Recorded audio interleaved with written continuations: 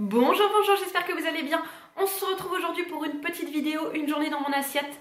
Je tenais tout d'abord à vous faire une petite introduction, comment on va dire, mise au point, mais vraiment avec de très grands guillemets, pour vous rappeler un petit peu le but de ces vidéos qui sont, on va dire, des vidéos d'inspiration et qui, en tout cas, n'ont pas d'autre objectif que celui de vous donner quelques idées en cuisine, quelques petites pistes, d'association de saveurs, etc.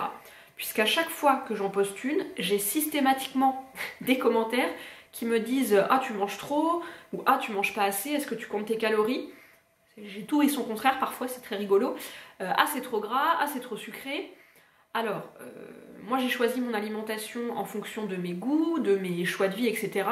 Je ne cherche aucunement à vous l'imposer, à vous qui regardez cette vidéo en fait.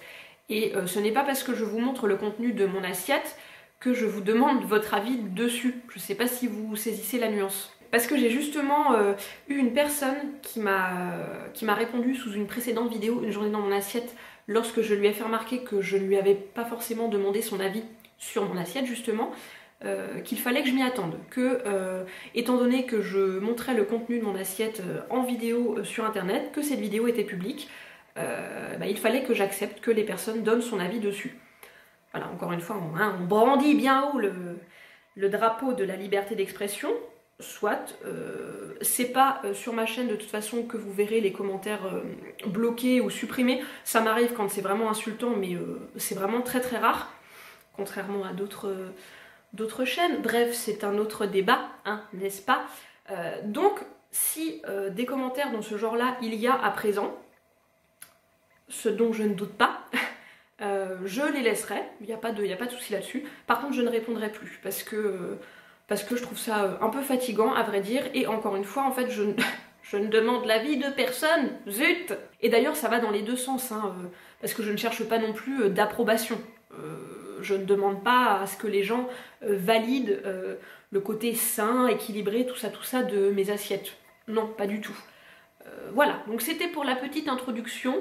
Maintenant, je vous laisse avec ces images et je vous retrouve très bientôt. Salut! Je pense que vous commencez à le savoir, je ne prends pas de petit déjeuner le matin, je me prépare plutôt une bonne collation vers 10h30, 11h, et ce jour-là, je me suis fait un petit bol avec le riz au lait de coco de la marque The Coconut Company, je vous en ai déjà parlé, je l'aime beaucoup. Je l'ai accompagné de compote de pommes maison, j'ai rajouté par-dessus un petit peu de poudre de caroube, des amandes et des fruits séchés que le site Koro m'a fait parvenir, donc des mangues que je préfère manger découpées en petits morceaux, donc je les coupe moi-même, et des petites figues sauvages de Zagros que l'une d'entre vous m'avait fait découvrir, et j'en suis complètement accro. Merci Sarah.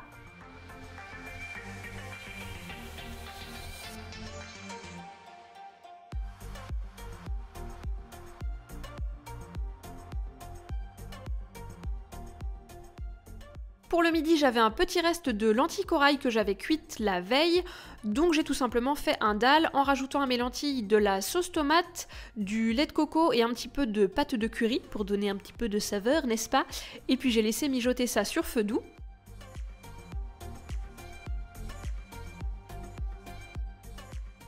Je l'ai accompagné de tagliatelles de riz complet, celles de la marque Autour du riz sont mes préférées, je les trouve vraiment super bonnes. Je les ai d'abord fait tremper dans de l'eau froide pendant une dizaine de minutes avant de les cuire 5 minutes dans l'eau bouillante.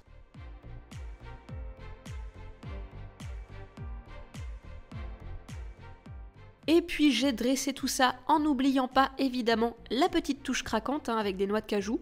Je ne peux pas m'empêcher d'en rajouter à chaque fois que je fais ce type de plat.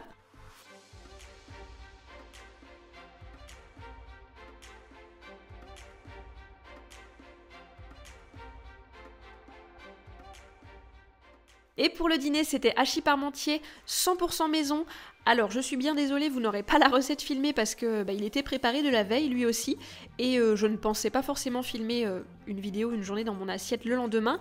Mais, pas de panique, la recette est disponible sur le blog puisque j'ai quand même pris le temps de vous en faire des photos. Donc, vous aurez le lien en barre d'infos.